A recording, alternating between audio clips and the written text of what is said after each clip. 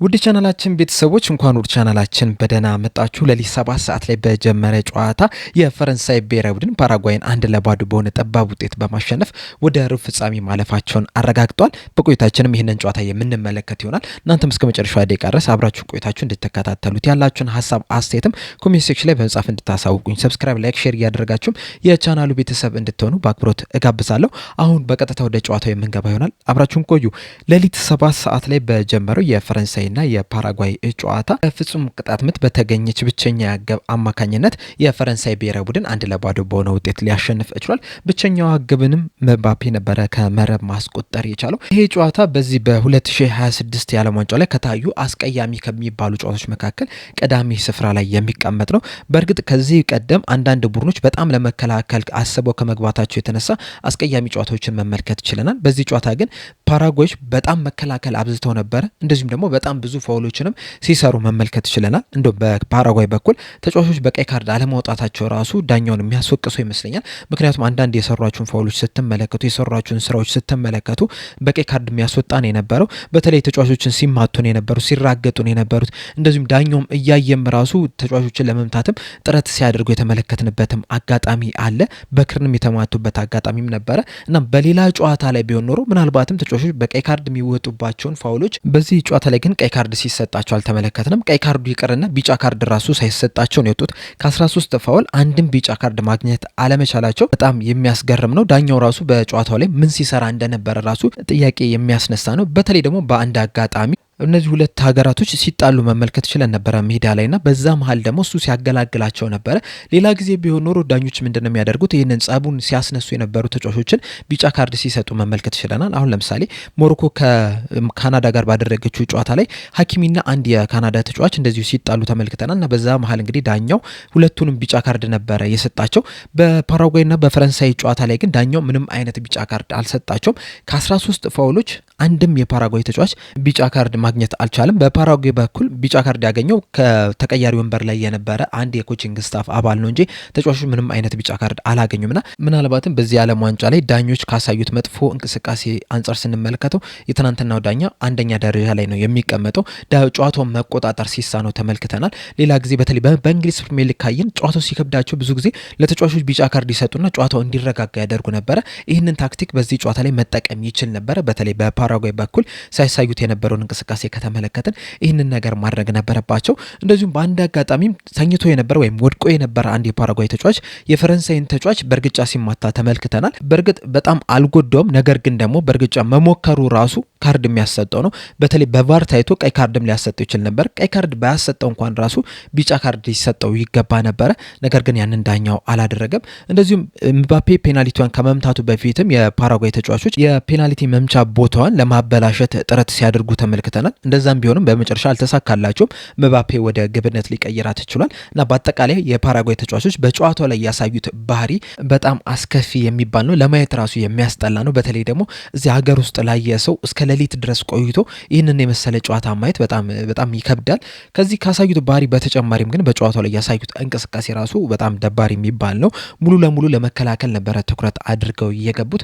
በእርግጥ ከፈረንሳይ ጋር ስትጫወት መከላከል ይጠበቅባል። ነገር ግን ደግሞ ቢያንስ ባገኘው አጋጣሚ ለማጥቃትም ጥረት ማድረግ ያስፈልጋል።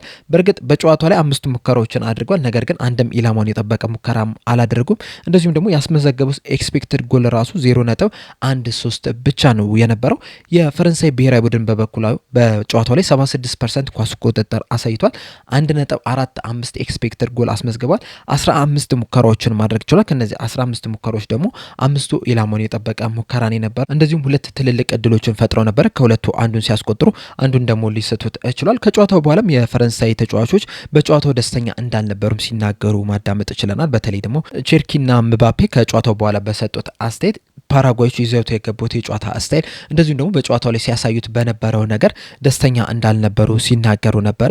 ነገር ግን ደግሞ እኛም ልክ እንደነሱ መጮት እንችል ነበረ፣ ያንን ደግሞ በሜዳ ላይ አሳይተናል የሚልም አስተያየትም የፈረንሳይ ተጫዋች አምበል የሆነው ምባፔም ሲሰጥ መመልከትም እችለናልና የትናንትናው ጨዋታ በጣም አስከፊ የሚባል በጣም ደባሪ የሚባል ጨዋታ ሆኖ መጠናቀቅ ይችላል። በስተመጨረሻም ግን ፓራጓዮች በዚህ ጨዋታ መሸነፍ ይገባቸው ነበር። ከዚህ በኋላ በዓለም ዋንጫው ላይ መቀጠል አይገባቸውም ነበር። ያንንም ደግሞ የሚገባቸውን በስተመጨረሻ አግኝቷል። የፈረንሳይ ብሔራዊ ቡድን በአንጻሩ የሚገባቸውን ውጤት አግኝቷል። ጨዋታውን ሙሉ ለሙሉ ተቆጣጥሮት ነበረ። ማሸነፍም ይገባቸውም ነበረ። በስተመጨረሻም አሸንፈው ሊወጡ ችሏል።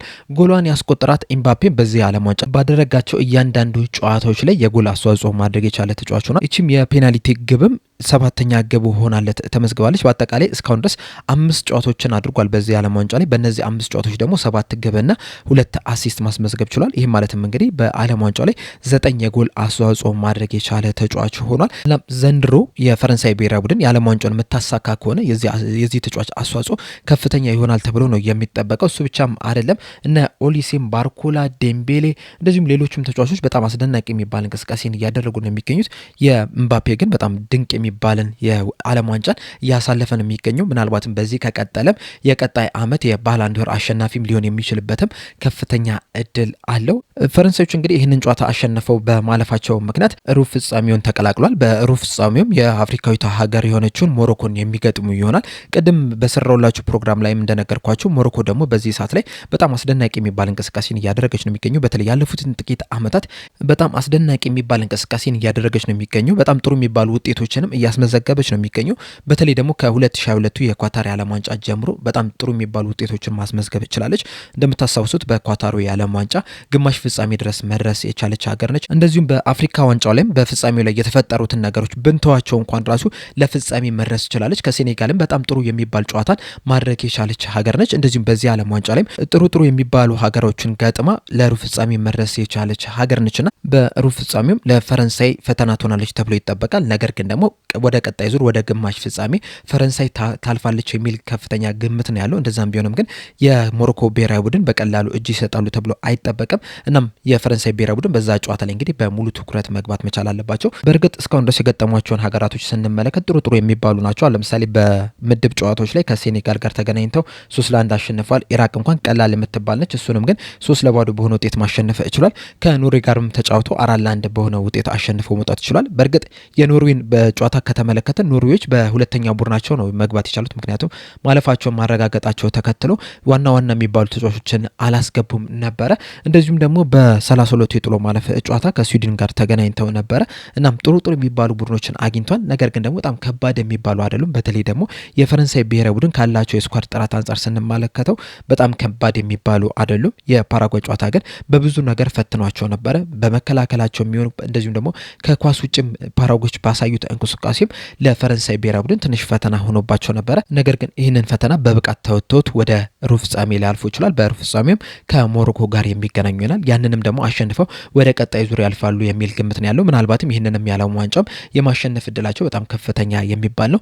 ነገር ግን ሞሮኮን አሸንፈው ያልፋሉ የሚለውን አብረን የምንመለከት ይሆናል። ይህንን አስቀያሚ የሚባል ጨዋታ ግን አሸንፈው ወደ ሩብ ፍጻሜ ማለፍ ችሏል። እናንተስ በዚህ በፓራጓይና በፈረንሳይ መካከል በተደረገው ጨዋታ ዙሪያ ያላችሁ ሀሳብ አስተያየት ምንድን ነው? እንደዚሁስ ቀጣይስ ሞሮኮን አሸንፋ የምታልፍ ይመስላችኋል? እንደዚሁስ በዚህ ጨዋታ ላይ የመሀል ዳኛው ያሳየውን እንቅስቃሴ ከ10 ስንት ትሰጡታላችሁ? የፓራጓይ ተጫዋቾችስ ቢጫ ካርድ አለማግኘታቸውስ ምን ተሰማችሁ? በአጠቃላይ እንግዲህ በእነዚህ ጉዳዮች ላይ ያላችሁን ሀሳብ አስተያየት እንዳለ ኮሜንት ሴክሽን ላይ በመጻፍ እንድታሳውቁኝ በአክብሮት እጠይቃለሁ። ለአሁን ግን እኔ እዚህ ላይ አበቃው። እስከ መጨረሻ ደቂቃ ስለተከታተላችሁኝ ከልብ አመሰግናለሁ። በቀጣይ በሌላ እስከምንገናኝ ድረስ ግን ሰብስክራይብ፣ ላይክ፣ ሼር ማድረግ እንዳትረሱ። ቸር ያቆየን።